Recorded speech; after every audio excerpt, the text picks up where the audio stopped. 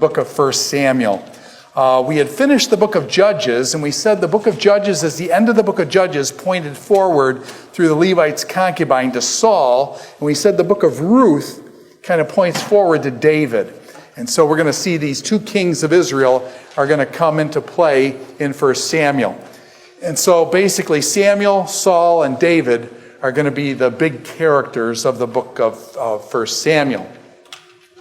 Now, Samuel, why was Samuel so highly respected? This guy is one of the very highly respected people in the Old Testament.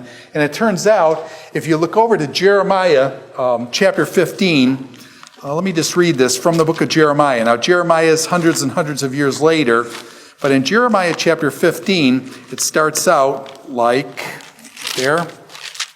this, referring to Samuel. And Jeremiah is probably around 600 BC. Samuel's is probably about 1100 BC. So there's about 500 years difference there.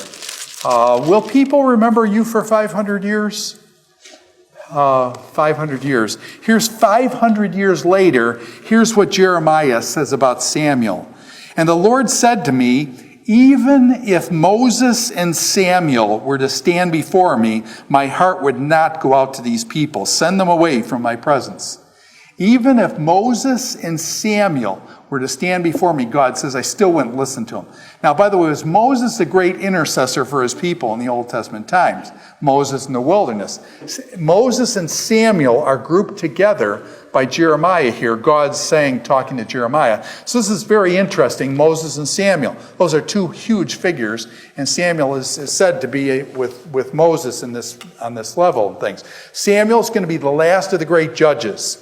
So Samuel, we're probably down to about 1100. I don't want you to know this date, but about 1100 BC. The date that we know is what? David is what? David's 1,000. Okay, David's 1,000, and so David will be a young kid so Samuel's the last of the great judges. He's also a priest. He's given over to Eli, and he's reared as a priest, and he will be a priest ministering at the tabernacle of God. And he's also a prophet. He speaks for God. What is the great message of the prophet? The great message of the prophet is, thus saith the Lord. The prophet speaks for God.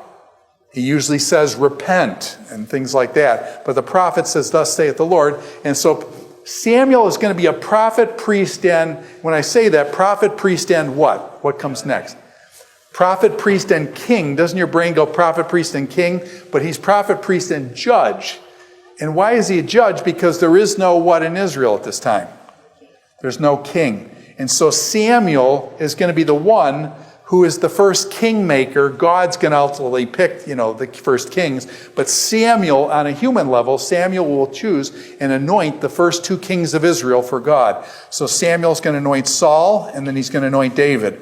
Samuel's going to be involved in that. So there's a huge transition taking place in Israel now. This transition from the judge period to the kingship. And the kingship is going to last what? How long will Israel have kings? And he shall reign forever and ever, something like that. And so the kingship is being set up now with Samuel, and Samuel's going to initiate that and going to anoint the first kings of Israel, and the kings are going to go on. Jesus Christ himself is going to be called the Son of David in the kingship over Israel. So this is being set up here. So this is really kind of an important point in Israel. Now, did Samuel write the book of Samuel? Did Samuel write the book of Samuel? And the answer is no. Samuel is dead in chapter 28. And from what I've been told, it's pretty hard to write when you're dead. So he was dead in 1 Samuel 28. So the book is about Samuel and not necessarily, written by him. Okay, now probably the guy had notes, you know what I'm saying? The guy probably had diaries and journals and things that people who wrote this book might very well have worked from the prophetic record that he had. But as far as writing it, he's dead in chapter 28, so he's not writing beyond that. Now, here's the literary pattern. We had a literary pattern in the book of Judges. Here's the literary pattern for the book of Samuel. It's actually similar. First of all, you've got a demise of an old leader. The demise of an old leader. So there'll be an old leader, and our first leader in the book of Samuel will be Eli. And Eli is going to be the old leader. There'll be demise of the old leader. The old leader is going to go be bad and go away and things. And then secondly, God will select a new leader. And initially, the old leader was Eli, and Samuel will be the new leader. And so the new leader will take over, and there's a succession of leadership and this change of leaders that takes place between, in one case, Eli and Samuel, then from Samuel to Saul, and from Saul to David. And what happens is, and this is important, what does the leader, in 1 Samuel, the leader has to do something. He does it every time. The leader must win a victory, a military victory. So as the new leader is selected by God, the first thing the new leader does is wins a military victory.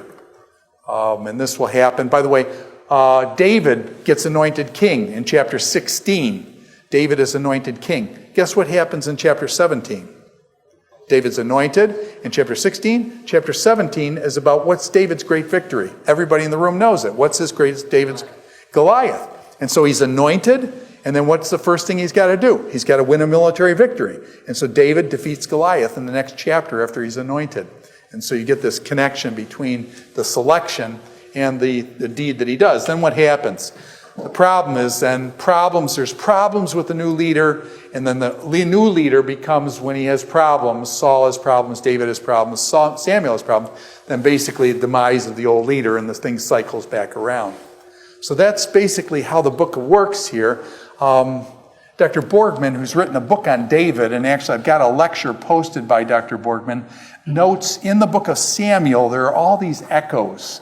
In other words, the book of Samuel says the same thing like 3 different times, and so there are these echoes in the book. And you've got to listen for those echoes between these repetitions that are in the book of Samuel. Repetition is one of the keys to understanding 1 Samuel. And so we'll see that as we go on. But this is the basic structure. Now,